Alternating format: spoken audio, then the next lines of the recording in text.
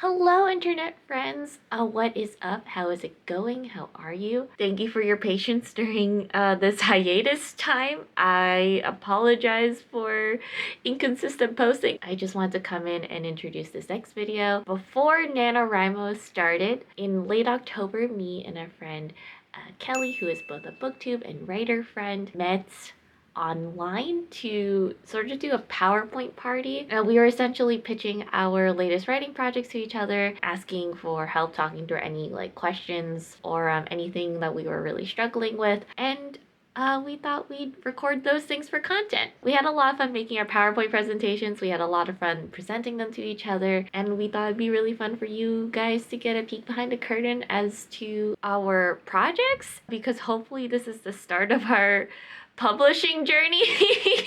We have to finish the projects we're working on first, but hopefully this is like ground zero for the thing that we will publish someday. If you're interested in that, we would love for you to keep watching. And without further ado, I guess I'll throw it back to Past Jay and Past Kelly. Ready, set, hold on. How do I present? Not the ready, set, hold on. I know. Okay, cool. So I was voluntold to go first, dear viewers. So this is the energy we're coming up with. The presentation I have for you today is for my story, Project AI Love You.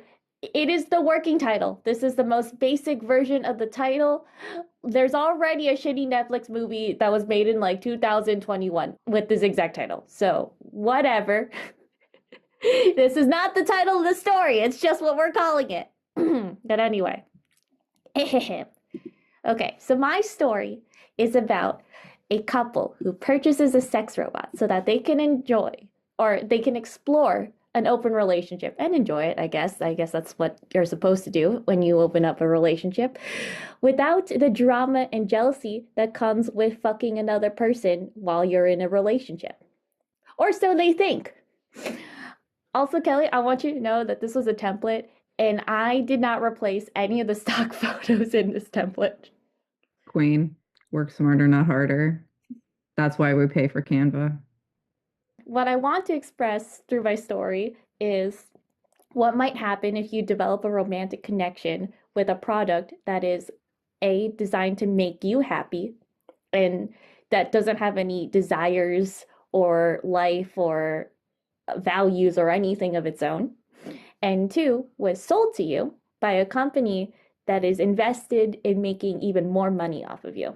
Oopsie, I didn't realize I had this slide in here twice. The only thing that's different on this slide is I added a number 2, which is what might happen when monogamous people play with shit they don't understand. Not speaking from experience. So this is a stock photo of who I imagined a couple to be. Okay, so meet the couple. This is what they would put on their Bumble profile. Their names are Andrew and Mari. Mari wrote the profile. She's bad with bios. She's new to the ethically non-monogamous lifestyle, is exploring her bisexuality. Oh, I have a typo in there. It says Hoppy you're also really into, but it was supposed to say Hope you're also really into a black cat girlfriend and her golden retriever boyfriend. I'm still trying to figure out who these characters are, what their wants are, and where their differences are. But I think kind of the main difference is that Mari is more kind of like a homebody. She's more introverted in a lot of ways, and Andrew is not. And that isn't always a big deal, but there are times when it is. And that's sort of a little breadcrumb I was trying to set up. There's some other things here that are looser details, and I'm not sure if I will keep them or not. But anyway, that's what I had to come up with in an hour. Mari's green flags. I felt like it was important to be more clear about what their red and green flags are. So Mari's green flags, I imagine her as kind of having her shit together in a way. I picture her as thinking about a more settled, stable future. She's kind of ready for her and Andrew to move into a more serious stage of their relationship. And Andrew is not. Another red flag that I felt was important for Mari to have is she gets jealous in relationships. She wants to have kind of this open relationship type thing. She wants to like have fun, spicy times with another woman and her boyfriend at the same time. But sometimes she's also kind of like, I feel like you kissed her for a second longer than you kissed me, you know? And this is Evie. I didn't spend a lot of time on this slide, Kelly. I'm not gonna lie. But basically, enter the Evie bot, which they think is their perfect solution. Basically, they have the fun, spicy times, but without like the risk of jealousy or drama. Or so they think. I imagine Evie is that she is whatever you want her to be. I put some like bullet points here that the last two are, in my opinion, the most important sort of traits for her, which is that she's adaptable and she anticipates your needs. Like she learns from kind of like the feedback that you give her about what you like and what you don't like, and she responds to that very quickly. And then I have the roughest of outlines, and this is kind of like the scenes that I kind of can envision pretty well. So the unboxing slash the meet cute slash meet cringe. Evie the sex bot is delivered to Mari and Andrew, and they are navigating the weirdness of unboxing what looks like a human woman who is also just gonna be their girlfriend, basically. That leads us into stage 2, which is the honeymoon phase, where Mari and Andrew are developing both like their shared relationship with Evie and also their individual relationships. Andrew is he doesn't have much that he needed to get over with the initial weirdness of the interaction. He was just like, this is nice. It's a beautiful woman type thing who is nice to me and is a warm place for my dick to go into. And that's fine. Mari was a little like hesitant, like at first she was like, this is weird. You know, she kind of found like Evie's like eagerness a little off-putting and like not authentic, but Evie finds a way to adapt to that. Eventually, like Evie is able to figure out what exactly like Mari wants and what she's attracted to and is able to become that. We go to part 3, which is the disputes. Obviously, couples fight and that's totally normal. Basically, what I want to show is like a cracking in the foundation. Like this relationship isn't as perfect as you think it is. And also the two things I sort of want to establish is like they have their first fight in front of Evie, and when that happens, Evie's able to mediate and have them come to a conclusion that feels good for both of them. But when they have other little arguments and vent to Evie separately, Evie is only comforting that one person and validating that one person's perspective. So when the couple comes back together, they're like, well, Evie told me this. Well, Evie told me that. So it's like showing that like kind of like the limitations of Evie's goals. I don't know. Like that's something I wanted to establish. And of course, this culminates in the breakup between Mari and Andrew. But the thing is, they have a robot girlfriend that they both are very attached to. And they both, I mean, like went 50-50 on.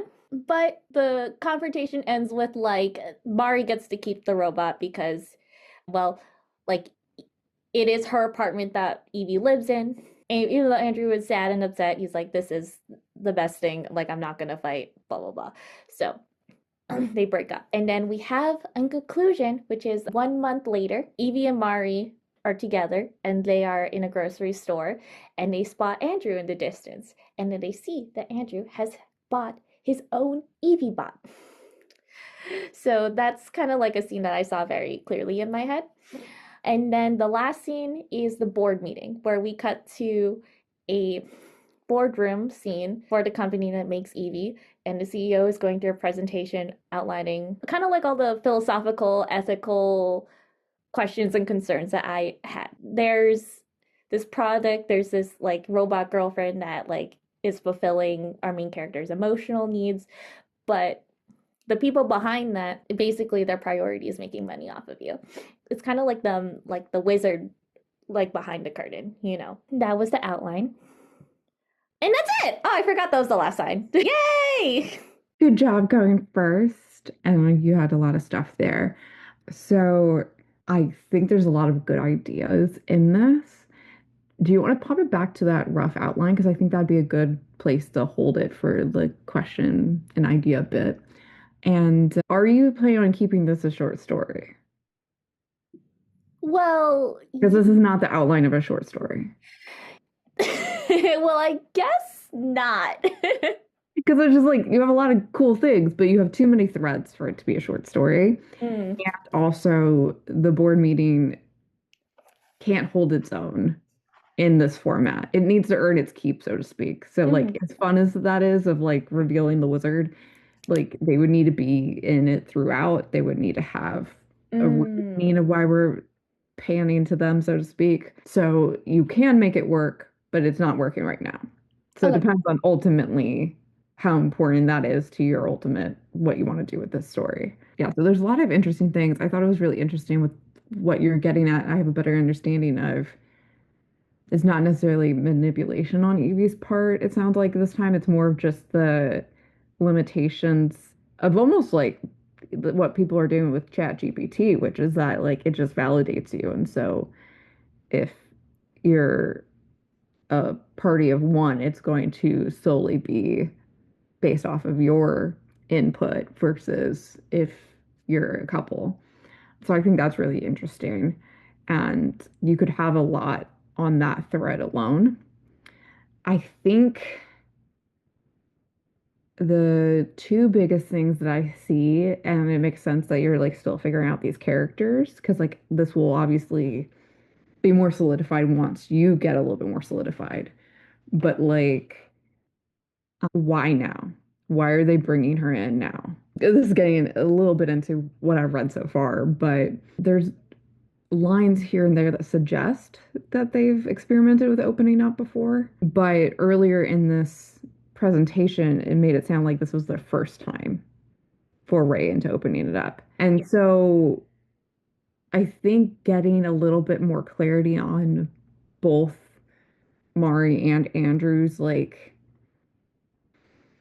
internal and external stories of why they want open relationships, how they look at the previous attempts of opening it up, and why this is the solution. I don't know why this is the solution for either one of them. And I think that comes down to like why is there this desire for an open relationship, especially when you say that Murray is like close to settling down, and especially with the cost of this bot. I'm like, if she's thinking of settling down, getting a house, maybe having kids or whatever, 11 grand is a lot to throw onto this side project. Like I don't know what this means to her and I don't know what this means to him and why it's vital at this point in time. And I think that will help all of the things down the line on this outline as far as the kinds of fights they're having, how things are kind of fracturing in places. But yeah, so that was a lot. If you want to quickly ask or have other thoughts before we pivot. I was thinking because you're like the boardroom scenes needs to be more earned. There were things I like wanted to like sprinkle in. I don't know. Actually, maybe this is like more of a question of execution, but I want to have like little threads of just like things societally that were happening. I didn't do a good job of sprinkling it in earlier. One of the threads I wanted to like happy a through line is that they start buying like their groceries from a specific brand because like Evie like recommends it one time or like they're like Evie, can you order groceries for us? And she orders it from Whole Foods and they're like, what, like we can't we don't have Whole Foods money or something like that, but they had sex robot money, so like obviously they should have Whole Foods money, but like something like that where like their shopping habits are changed. And in the boardroom scene, Mm. one of the board members is like the CEO of Whole Foods. There's like another thing I wanted to put in, but I don't know how like easy it would be. Little like news headlines about like a controversial like bill that's being passed, and then over time, public opinion, specifically in like upper middle class, is You thought changing. this was going to be a short story. That's insane. That is wild, especially since you did screenwriting classes, girlfriend. Mm. Well, I was optimistic. We're just gonna breeze through like, like Mara and Evie had an argument again. And anyway, there's something happening politically, blah blah blah. Yeah, Like so you could just like and breeze that was the other past. thing I was going to say, which is that you need to figure out who this story is about and like who changes and like what they, because that was the other thing too. And you talking about this proves to me that you don't think this is a story about a couple. You think it's a story about societal things and AI.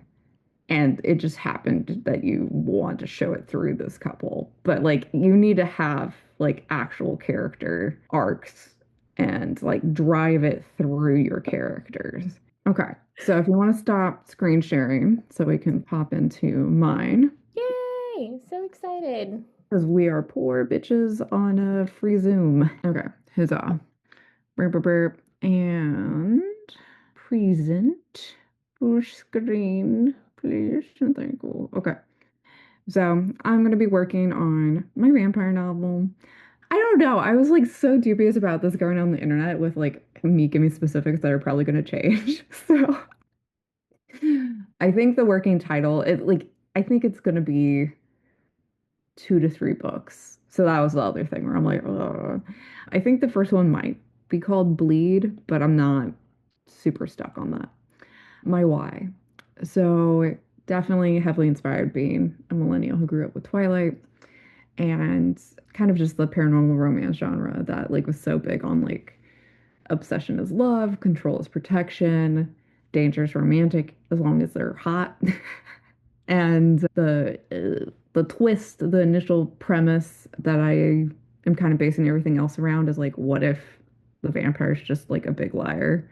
And there's an agenda. It's not like he like accidentally fell in love with a teenage girl. He has like this darker plan in the works. And just kind of grounded in the experience of being a girl in America, like growing up, just being watched, managed, underestimated, dismissed, and like also picking a teenage character that isn't just like a self-insert for the reader. So it is one that is at times, wrong, dislikable, angry, frustrated, but like still deserves to live. Like you can be dislikable and an asshole and whatever, and like it's gonna like do her best to survive and make it out of there, both the Midwest and these damn vampires. Vibes. I want this to be a very vibe heavy book. And like, I am leaning into just writing on vibes and then I'll figure it out in the rewrite. But so, like, very dark, moody, like a storm gathering, grit under your nails, kind of like Midwestern gothic.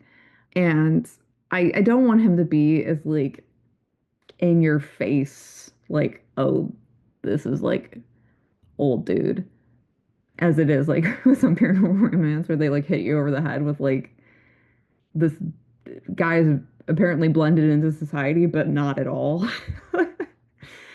And yeah, like again, I want this like really visceral horror and like mystery of someone who's like digging through lies to find the truth. So the girl, I have a working name for her, but again, I don't want to get too fixated on that and then have it be changed. But yeah, she spent some time in juvie. She's run away from home, like lower middle class. I think I'm gonna have it to where her dad's like a trucker, her mom's like a hairstylist, and yeah, so just kind of disenfranchised youth, think school's a waste of time, and just wants to get out. And she's had an on again, off again relationship with her boyfriend that's currently off. It is dysfunctional. He's quite a few years older. And essentially, because of getting in trouble with the law one too many times, she's forced to stop living with her mom and live with her dad and grandma instead. And move school districts and things like that. And so her low key plan is to scrounge up some money, learn how to drive, and drive to California to watch her favorite band play. Because her philosophy is like, if I'm going to be poor, I might as well be poor near a beach. And then the guy, I think he's going to be from around roughly the time Industrial Revolution. And he's got this twisted sense of family that gets revealed through the course of it. There's other characters other than the ones I'm going to describe, but there's a lot of characters, so I didn't want to bog it down. These are the primary three. But yeah, he is operating with a lot of guilt and this illusion of control now that he's a vampire. And he's got an elevated sense of vampiric manipulation. So normally vampiric traits work on non-vampires and not vampires, but his so he can actually influence the minds of actual vampires. But then he there's certain people that aren't impacted by the powers of vampires. And so that kind of plays out as well. And I realized I just didn't change that picture. Rip. Okay. I And feel like it then, works. I just thought it was just. yeah, like it's not the worst one there, but I was just like, lol, I forgot to change one. Then we have bigger bad guy, which again, I have a name, I think, for him, but less latched on to certain aspects right now. And so a lot of the stuff is going to be fluid. But I like the idea that the male love interest, who's really the villain, is actually is a puppet and being manipulated by this other older vampire. And that essentially he was like working for like a noble family and fell in love with a daughter, and he was like a scribe for the family. And he thought of himself as a writer, so he like writes this like romantic book where like essentially a self-insert of himself gets the girl and has her read it, and she's like, this would never happen, this is so unrealistic, like these characters are stilted, like they're so unbelievable, blah blah, just tears him to shreds. And then I don't know exactly how it's going to happen, but there's he like becomes a vampire and he gets his revenge on her. But essentially, he decides he's like, oh, what if I make real people my characters? And it's like, what if I just am like, I find people out in the world that kind of represent the different values, different things that I'm wanting to explore. And then like, I just like gently push them in a direction and see how it goes. So yeah. So kind of a master manipulator. And he also lies as well. So like it's lies within lies. So like the male love interest is being lied to and he's lying to her. And so environment. So I created a fake town called Lawnsboro, Missouri. And so pulling a lot from just like dreary, like drab, just like Midwestern blah. Like just partly the burbs, partly just, that weird in between. And yeah, like a lot of it is going to be like, there's going to be several school scenes, obviously, her place, his place. There's going to be at least one church scene because I feel like it's so big in the Midwest. And also a point of control and manipulation. So I think that'd be interesting. And then, yeah, elements. Won't go too much into this because that's really elaborate and we don't have the time for it. But I have this like larger network at play that's happening where essentially people are being starved and brainwashed before they're being turned into vampires. And so like people are essentially creating this like mindless army of vampires that have just kind of had their humanity stripped them from them before they were ever turned. And that will also come into play with like actual still human homeless people and kind of how things, the intersections and the margins of society kind of vibe. And yeah, so it goes into horror. So just kind of hinting at the horror, some body horror, some like dark secrets in the basement kind of vibes.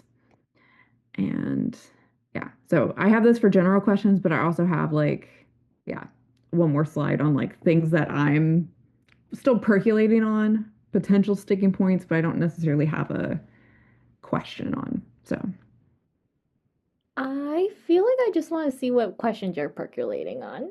okay. Ooh, okay. Yeah, so they kind of revolve around like I'm getting a good vibe right now of my main female character, but I'm definitely like trying to work more onto like getting into the head of the guy character. I intellectually know certain things about him and how he operates, but like really embodying him is going to be helpful for like knowing what choices he'll make and how he'll react to things. And then the other thing too is that like, and this is like maybe not an important thing to think about for the rough draft. But like I want some of the trappings of the paranormal romance that then turn into horror, but I have to do that in such a way that like I draw in the right people and people don't feel betrayed like, oh, I thought I was getting paranormal romance and it's horror versus people who wanted horror bounce because they're like, I don't do paranormal romance. So like that line is going to be interesting. And then also making sure that my main character has agency and that like there is mystery but not vagueness because doesn't know a lot of stuff for a good chunk of it. Is it like from a first person perspective or a third person perspective? It's third person limited. Okay, it's limited. But do you go into like, okay, so it's limited in terms of it only is in the Yeah, boy I don't and head girl? hop. It's just her. Ah, okay, that's hard.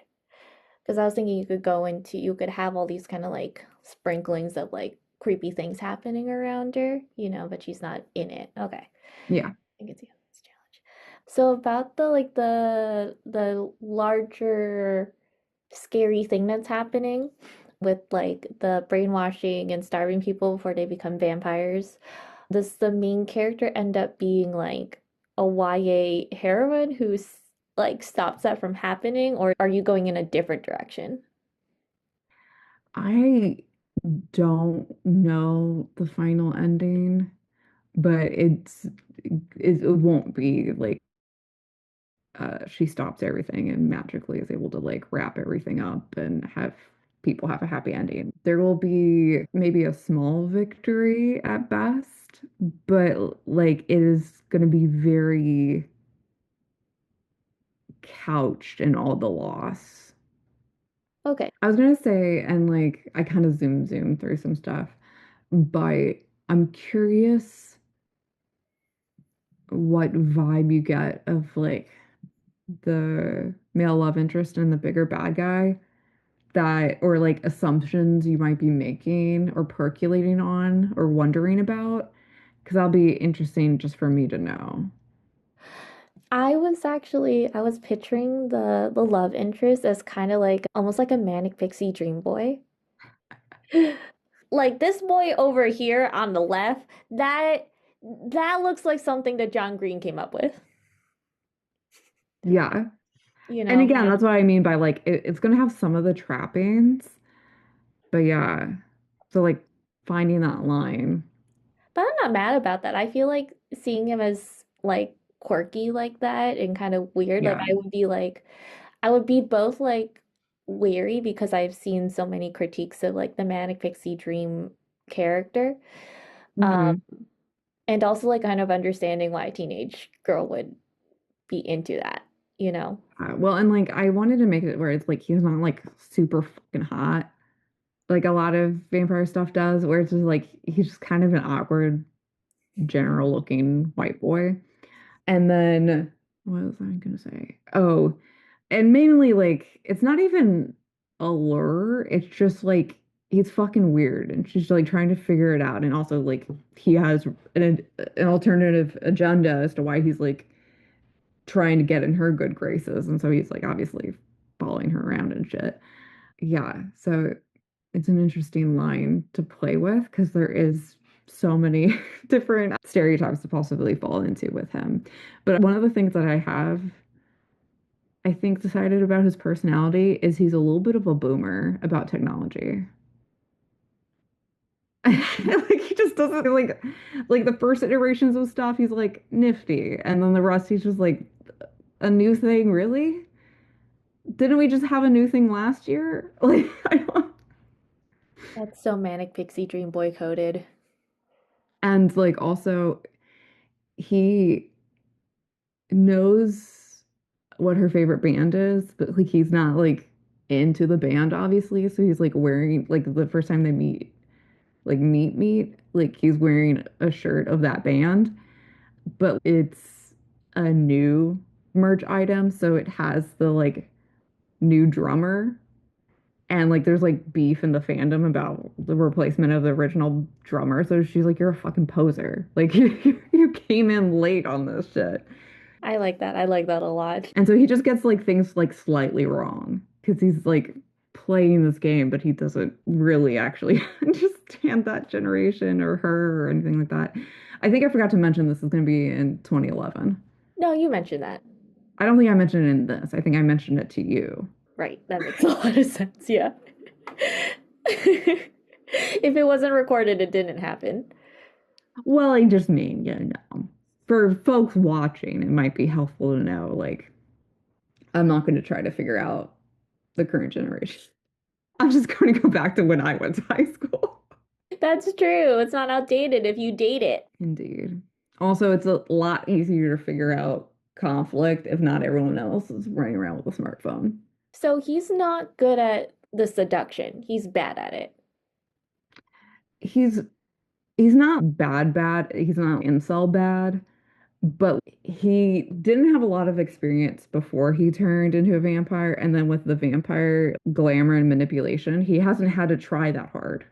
And so he's used to stuff just fucking working. And it doesn't take much.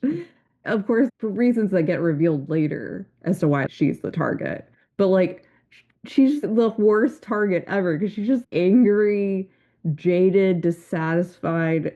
She like watches too much true crime. She wants to run away. She has an on again, off again thing with a boyfriend. She's got all this baggage versus someone who's an innocent, naive, clean slate. Okay, gotcha. That makes sense. And I like that there's, oh man, it has to be her, but she's really difficult. Yeah. And he doesn't get why a young woman would be into true crime. It's like, just like, huh? And one of the lies he tells her is that vampires can drink animal blood, which is not true at all. No! Yeah, I mean, one of the big things is, again, inspired by Twilight or wherever, it's like, what if Edward was a liar? And he lied about everything. And I also have it to where vampires won't die if they don't have blood, but if they're confined into a space and can't have blood, they start to lose their memory and different things like that. And so he actually turned his parents into vampires. And there were times that things didn't go quite right, or like he didn't want them to know certain things. And so he coffined them. And so then, they maybe spent 5 years in a coffin without blood. And so then their memory's foggy. And then he tells them, oh, this is what happened. Oh, that's so creepy. I hate that. I love it, but I hate it. Ah! And so essentially, I don't know what I'm gonna call them yet, but like, I guess sub vampires, the ones that are being brainwashed and starved before they turn, they have like minders. Because like essentially that's like the network in which like this like larger organization like keeps tabs on things that are going on in the world, and especially like the vampiric world. And so they never quite know if they're being followed. And also like part of his like agenda is like we have to like rally our forces because like they're building armies of like tortured people. So he thinks he's doing it for like a greater good to like protect him and his own. And because like essentially you can tell if like a human is going to have like a more like powerful ability based off of them being immune to it while they're still human. So like the fact that she's not susceptible to his manipulation, vampiric manipulation, it's like, oh, she's going to have an ability, Oh, like a that's more stronger, enhanced ability. got it. Okay, cool. Yeah. I don't know. I feel like I don't have as many like structural poking holes in your story questions. I was gonna say I don't have as much of an outline or like plot points Okay. for you, so You're I'm just gonna like you're listen. vibing. Yeah, and I have like the vaguest idea of some things that might happen, but every time I've tried to like structure something, it doesn't work. So again, I'm like trying to lean into like, okay, what's the next scene and just going by vibe. What do you feel like you need in order to feel good about NaNoWriMo? Wait, you're not, are I'm you gonna do NaNoWriMo or are you just gonna be like, I'm just gonna write if I want to write? I'm just gonna try to write more. Like the quantifiable stuff, doesn't really work for me. Like it's good as a SMART goal, but A, it tends to not be realistic. It's like super arbitrary.